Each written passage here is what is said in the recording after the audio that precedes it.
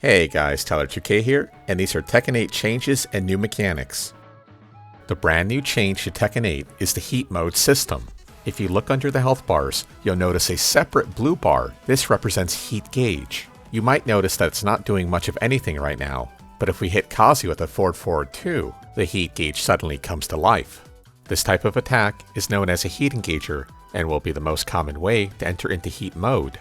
Here we see Jin down forward 4, which is a heat engager activating heat mode with full meter. For the next 15 seconds, Jin will have access to special heat mode attacks, as well as dealing chip damage on block and increasing his own recoverable gauge.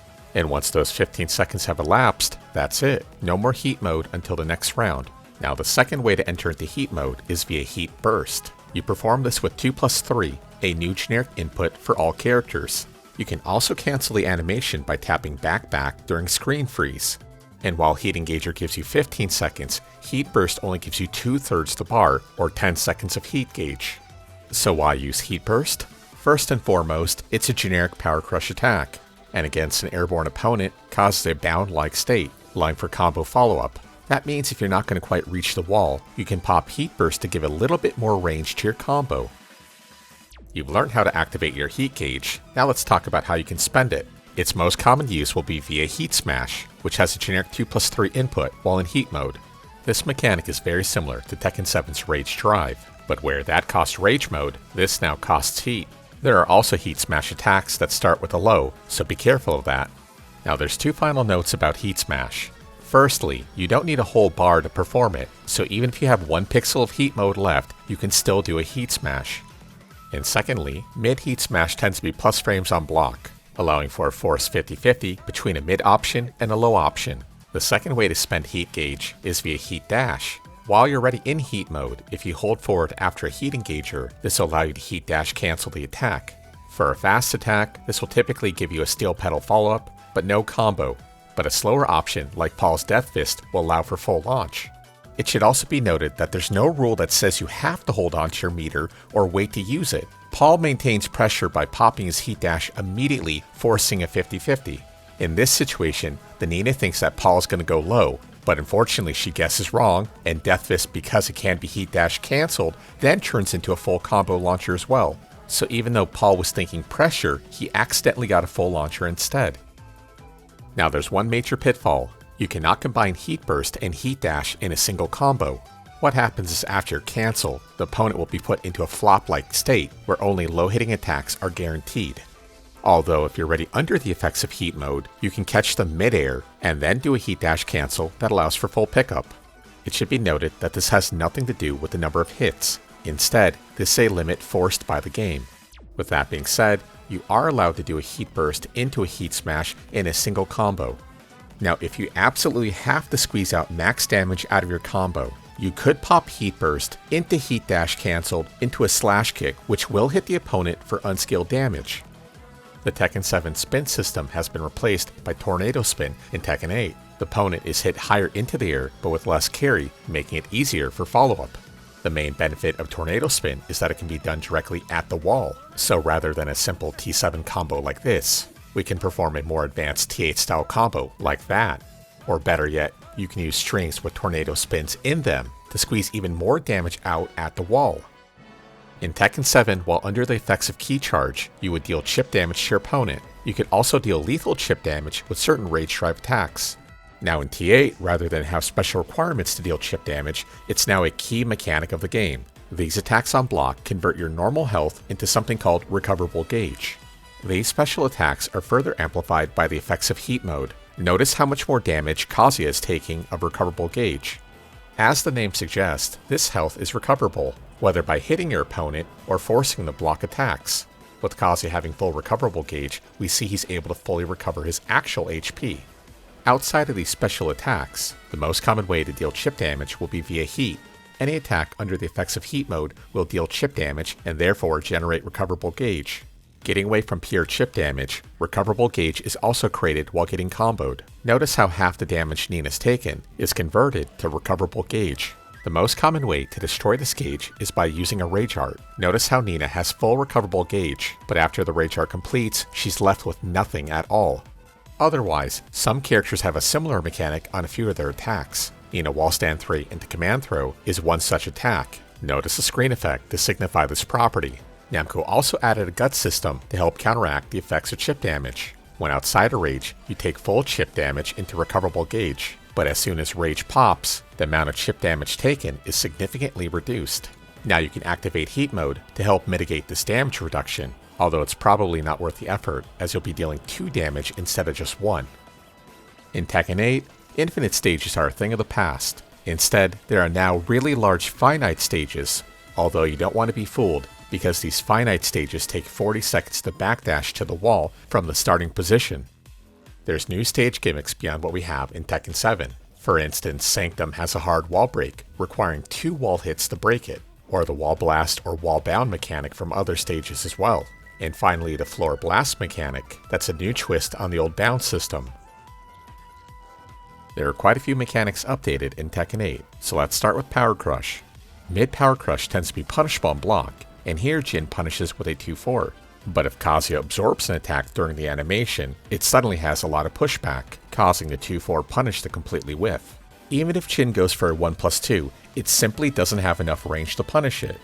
Otherwise, Power Crush might gain special properties when absorbing attacks. Here we see Dragunov eat 2 hits, and then shift to the special running 4 attack throw animation. While High Power Crush got similar buffs, there still might be enough screen freeze to duck and launch the opponent. Also, Power Crushes are now properly susceptible to throws. That means from any frame they can no longer be escaped. Even though Tornado Spin was added in Tekken 8, the older spin system still exists in one form, and that's with certain power strikes that cause the opponent to float through the air. This allows for certain follow-ups, including Tornado Spin for combo extension.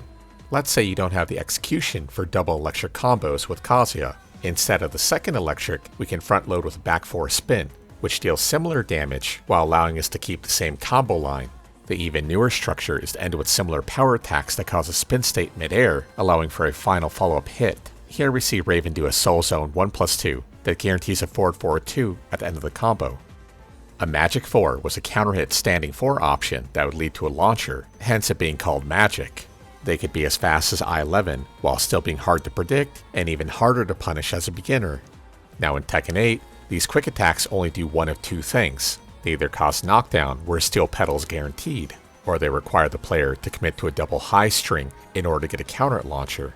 Of course, this change comes with major risk, as the player is forced to commit to a string which can be ducked and launch punished by their opponent. But rather than completely removing the system, it's been morphed instead. Every character now has a string or series of attacks that lead to follow-up hit on counter hit, but more importantly, every character has one that guarantees a heat engager. Here we see counter hit down forward 4 that guarantees a forward 2, leaving Paul in heat mode, or Dragunov counter hit 4-3 guaranteeing crouch throw. Now let's talk changes to the system itself. Every character has 180 health in Tekken 8, although at first glance it looks way higher from the bars alone.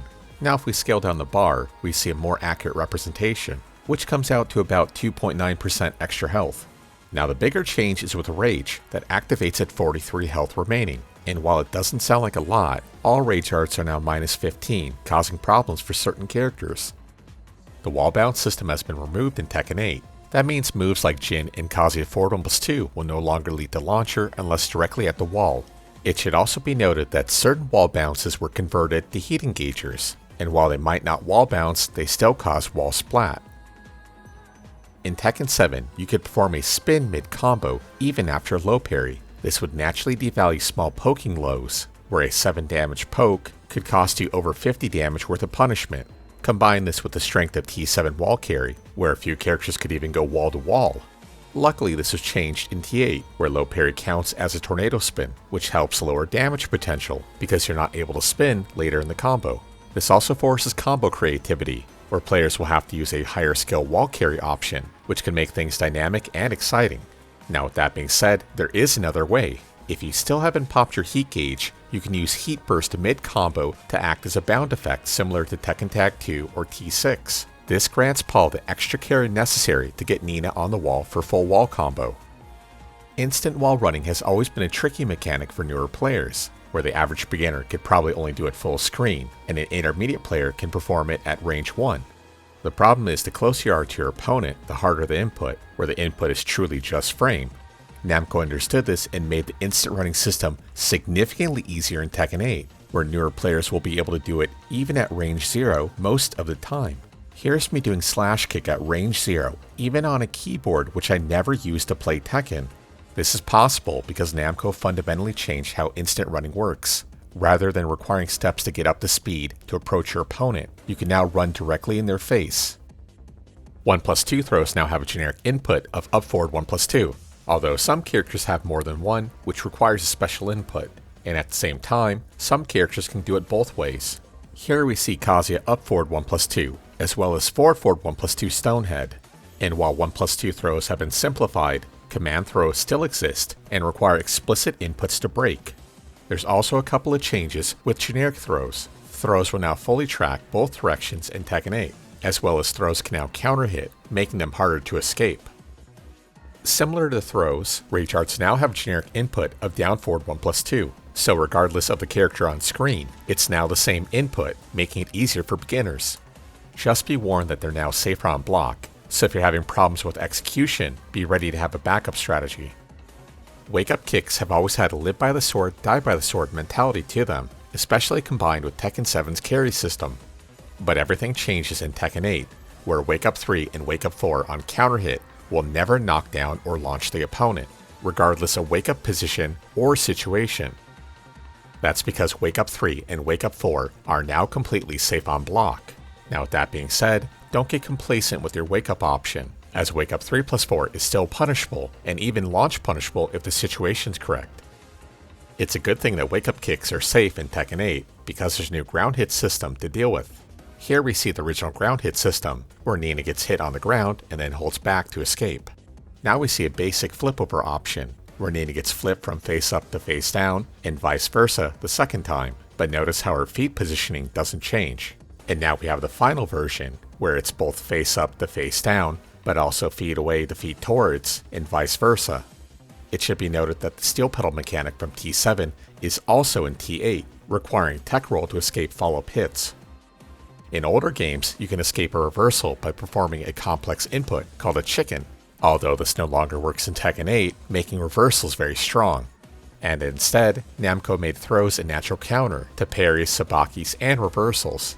This bright flash and zoom in signifies a counter hit throw, where Nina is unable to escape.